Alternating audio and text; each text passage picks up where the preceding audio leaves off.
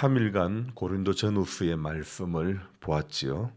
생각보다 긴 분량의 편지로 고린도 교회의 문제점을 살펴보면서 우리는 하나님의 교회가 어떠해야 하는지를 잠시 살펴보았습니다.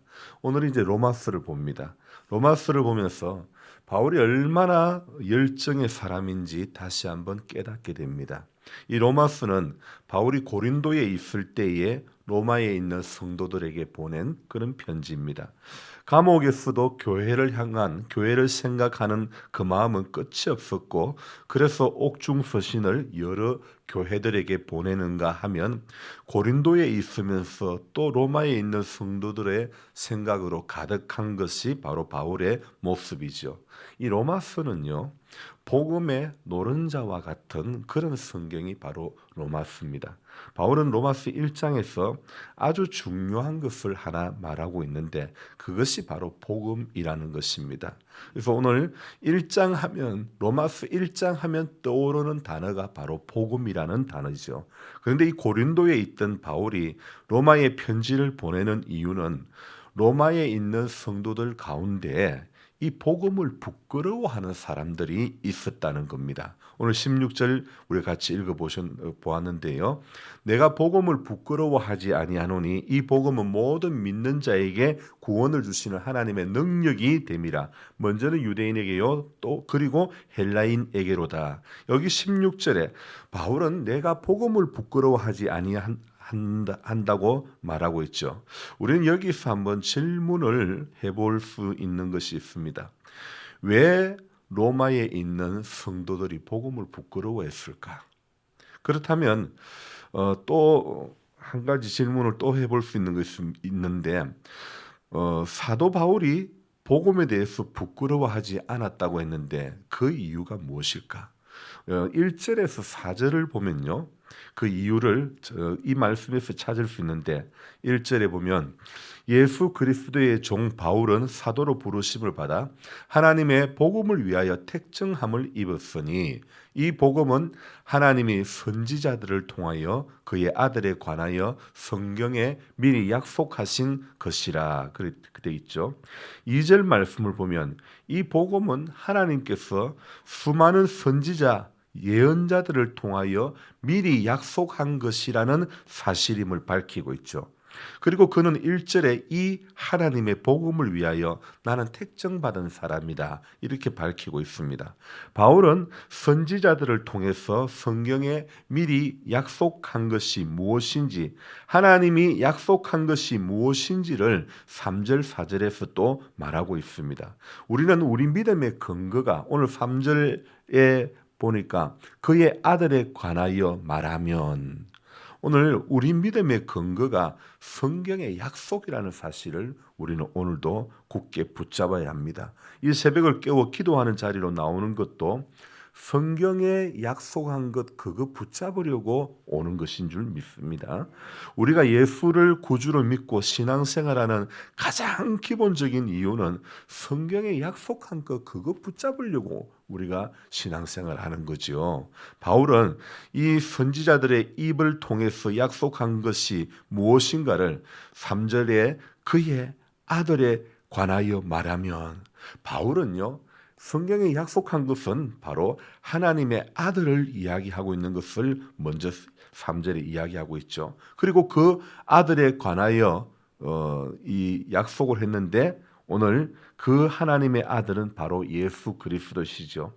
성경은 창세기 3장 15절에 그 원시 복음을 필두로 해가지고 줄기차게 예언하고 있는 거예요. 무엇에 대해서? 메시아에 대해서 줄기차게 예언을 하고 있는데, 그러니까 창세기 3장 15절의 원시 복음 이후로부터 이 메시아에 대해서 계속 말씀하시는데, 이 메시아에 대한 예언 중 가장 어뜸이 되는 것이 무엇이냐면 바로 하나님께서 이사야서를 통해 가지고 예언한 말씀이죠.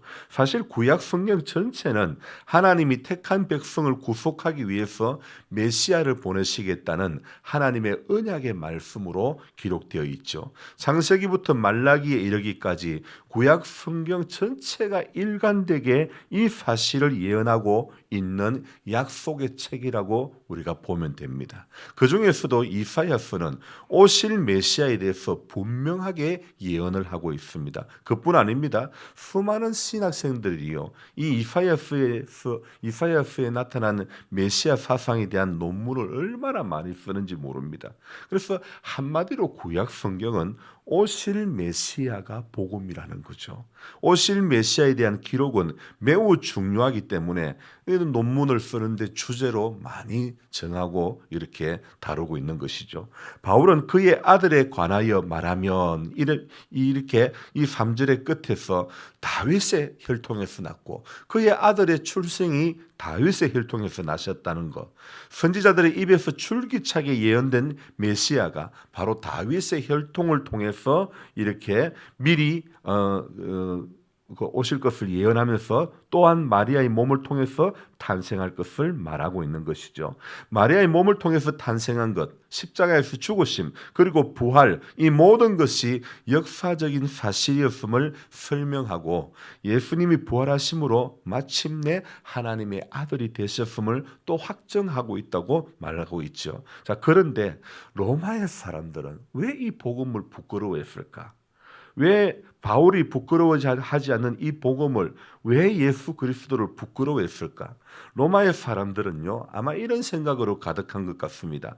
아니, 메시아가 어떻게 죽을 수 있고 어떻게 죽은 사람이 살아날 수 있냐고. 그래서 로마 사람들이 믿지 않았던 것이고, 이런 설화 같은 이야기를 믿는 기독교인들을 싸잡아 전부 미개인 취급했다는 것입니다. 또 그럴 수밖에 없는 상황이 로마에서는 있었죠. 왜냐하면 로마의 성도들이 이 복음을 부끄러워했던 그 시기는요, 그리스 철학이 한참 꽃을 피우고 있을 때입니다. 그러니까 철학이 그 온 문화를 지배하고 있었던 사회에서 메시아가 죽었고 죽은 사람이 살아나고 이런 이야기는 아주 허무맹랑하고 아주 수준이 낮고 미개한 그런 설화처럼 들릴 수밖에 없는 것입니다. 제가 어릴 적만 해도 전설 따라 삼천리라는 그런 방송이 유행했는데, 지금은 첨단 IT 기술이 절비한 이 시대에 예전 이런 방송들은 전부 유치해 보일 수밖에 없는 것 아닐까요?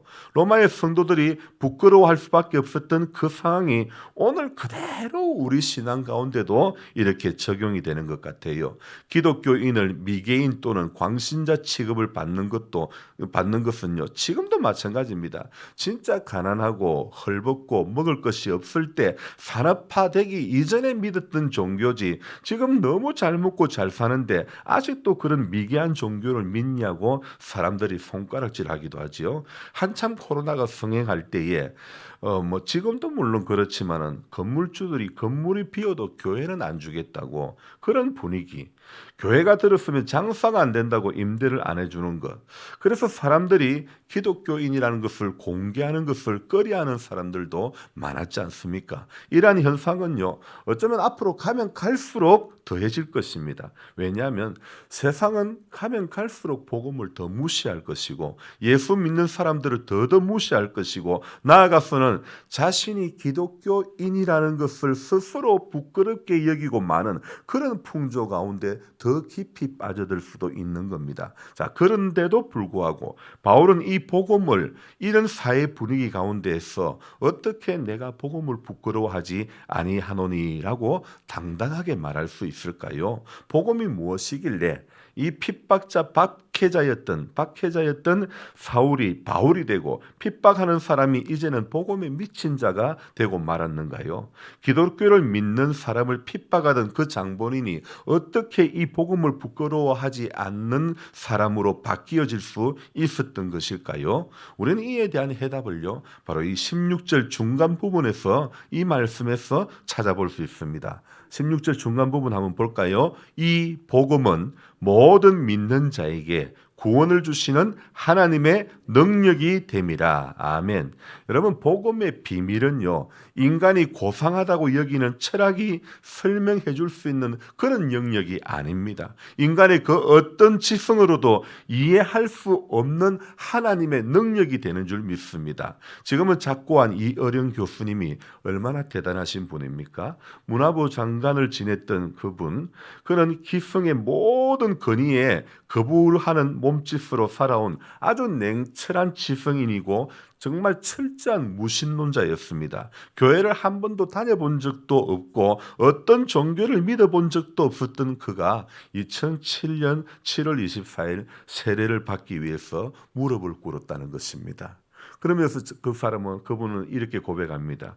오늘부터 저는 신자의 길을 걷습니다. 그동안 많은 직함을 가지고 여기까지 걸어왔습니다. 이제는 새로운 길을 떠납니다. 이 길이 외로울 수도 있겠지만 신자로서 한 발 한 발 나아가고 싶습니다. 그리고 이분이 예수를 믿고 이렇게 무신론자였던 그가 하나님 앞에 나아가기까지는 얼마나 인간적인 망설임이 있었을까요? 그런 정말 지성의 아주 우리나라 최고의 지성의 사람이 이분이 예수를 믿고 지성에서 영성으로 이렇게 그 과정을 쓴 책이 있지 않습니까? 그렇게 똑똑하신 분도 무릎 꿇게 만드는 것이 바로 복음의 능력인 줄로 믿습니다. 참 그러면서 제가 또 생각되는 것은 이 바울이 정말 대단하다 느껴지는 것은 이 복음을 철학으로 유명한 로마에 전하려고 하는 이 바울의 모습. 자, 근데 이 바울이 로마에 복음을 전하려고 하는 그 과정은 순탄하지가 않습니다. 10절 볼까요? 10절 끝에 너희에게로 나아갈 좋은 길 얻기를 구하노라. 그럼 이 말은 로마에 가서 복음을 전하는 길들이 이 복음을 전하러 갈 수 있는 길이 이렇게 쉽게 열리지가 않는 것이에요. 그리고 13절 볼까요? 자, 지금까지 13절 끝에 지금까지 길이 막혔도다. 바울이 로마에 가서 이 복음을 전하려고 하지만 그러나 순탄하지가 않는 거예요. 안타깝게도 로마에 가서 복음을 전하려고 했지만 로마에 가서 복음을 전하다가 순교를 당하지만 그럼에도 자신이 믿고 있는 이 복음에 대해서 바울은 나는 부끄러워하지 않았다는 것. 인간적인 생각으로 바울의 순교는 어쩌면 부끄러운 것이 될 수 있습니다. 하지만 복음은 영원한 생명인 것입니다. 복음을 부끄러워했다면 그는 결코 순교의 길을 걸어가지 않았을 것입니다. 아니, 어쩌면 살기 위해서 부끄러운 척 할 수도 있었지 않을까요? 당시 전 세계를 지배하던 사상, 온갖 철학 사상에 대해서 당당히 맞서 복음을 전했던 것은 바로 복음이 주는 능력 때문인 줄로 믿습니다. 어제 며느리가 손자가 계단을 올라가는 영상을 찍어서 저한테 보내주었는데 이제 걸음을 겨우 떼는 아이가 이렇게 손으로 난간을 잡고 한 계단 이렇게 올라가는 것, 중심을 붙잡고 올라가는 것, 그게 어떻게 가능한 겁니까? 아직 그 제자리에서 걸음 걷는 것도 팔을 뻗어가지고 겨우 중심 걸으면서 이렇게 걷는 아이가 어떻게 계단을 올라갑니까? 바로 지 엄마가 가까이 지켜보고 있으니 계단을 올라가는 것이죠. 마찬가지입니다. 오늘도 하나님이 말없이 지켜보고 계시니까 우리 가운데 말없이 하나님이 함께 하시니까 저와 여러분들이 오늘 이렇게 살 수 있는 거 아닙니까? 복음을 가진 자답게 살아가야 되는 것이 바로 하나님이 우리를 외면치 아니하시고 이 순간도 하나님이 함께해 주시기 때문인 줄로 믿습니다. 여러분, 세상 사람들이 왜 기독교를 개독교라고 말하고 흔히 참 죄송하지만은 왜 교회 다니는 사람을 교회 다니는 것들이라고 이렇게 표현을 하고 있습니까? 그것은 복음을 가졌다는 사람들의 삶이 자기들하고 똑같기 때문에 그런 거 아닙니까? 똑같이 거짓말하고 똑같이 욕하고 똑같이 사기치고 똑같이 내가 살아서 내가 주인으로 여전히 살고 있기 때문에 우리는 기독교가 개독교라는 별명을 얻고 이렇게 살아가는 거 아닙니까? 자, 복음을 가진 사람은 다른 삶의 모습으로 살아가야 하는 것이죠. 사람들은요, 우리가 예수를 믿어도 내 자존심에 약간 기스가 나는 것은 못 참으면서 정말로 내가 부끄럽게 생각해야 될 것은 내가 예수님의 가르침대로 살지 못하고 그분의 인도함을 받지 못한 인생으로 있는 것을 부끄러워해야 되는데, 그래서 오늘도 정말 우리가 다짐해야 되는 것은 나는 죽고 예수로 사는 것을 다짐하고 또 다짐해야 될 줄로 믿습니다. 그래서 정말 바울이 이렇게 오늘 16절에 말씀했던 것처럼 이 복음은 모든 믿는 자에게 구원을 주시는 하나님의 능력이 됨을 오늘도 우리가 입으로 시인하고 확신하고, 또 이 복음은요, 17절 같이 읽어봅시다. 복음에는 하나님의 의가 나타나서 믿음으로 믿음에 이르게 하나니 기록된 바 오직 의인은 믿음으로 말미암아 살리라 함과 같으니라. 그렇습니다. 복음에는 하나님의 의가 나타나서 믿음으로 믿음에 이르게 하기 때문에 우리는 아무것도 아니고, 우리는 정말 복음을 가졌다는 사람이 세상 사람들과 똑같이 생각하고 똑같이 추한 모습을 보일 때 많지만은, 그러나 우리는 약하지만 복음은 분명히 능력인 줄 믿습니다. 오늘도 이 복음을 신뢰하며 나는 죽고 예수로 살아가는 것을 정말 소망하며 다짐하며 기도하는 우리 모두가 되기를 소망합니다. 기도하겠습니다. 좋으신 하나님 아버지, 복음은 모든 믿는 자에게 능력이 된다고 바울은 당당히 말하고 있습니다. 그래서 그는 복음을 부끄러워하지 아니했습니다. 근데 로마에 있는 성도들은 이 복음을 부끄러워하고 말았습니다. 마치 철학으로 유명한 도시 속에서, 그 문화 속에서 이 복음을 가진 자로서 살아간다는 것은 쉽지 않은 일이었기 때문에 그들은 쉬운 쪽을 선택했는지도 모릅니다. 그러나 복음은 쉬운 길이 아니고, 복음은 어려웠더라도 좁은 길이라도 복음은 생명인 줄로 믿습니다. 복음은 능력인 줄 믿습니다. 그래서 오늘도 우리 하나님을 믿는 우리 모두는 오늘도 넓고 순탄한 길을 걸어가는 것이 아니라 좁고 협착한 길을 걸어가는 것, 그 길이 필경 생명의 길인 줄로 믿습니다. 넓은 길은 사망의 길이라고 성경은 말씀하고 있습니다. 주님, 오늘도 우리 좁은 길을 걸어가면서도 밤낮 기뻐하는 성도의 삶이 되도록 도와주시기를 원합니다. 이 복음을 부끄러워하지 않는 하나님의 사람으로 오늘 하루도 살 수 있도록 주님 도와주시옵소서. 하나님 아버지, 이렇게 추운 일기 가운데서도 새벽을 깨워 기도하는 우리 모든 성도님들 기억해 주시고, 오늘도 기도하는 가운데서 하나님의 크고 비밀한 것들을 깨닫게 해주시고, 항상 기도의 자리, 은혜의 자리, 말씀의 자리에서 멀어지지 않는 복을 주시옵소서. 감사를 드리며 예수님의 이름으로 기도드리옵나이다. 아멘. 간절한 마음으로 주여 부르고 기도합니다. 주여, 주여, 주여.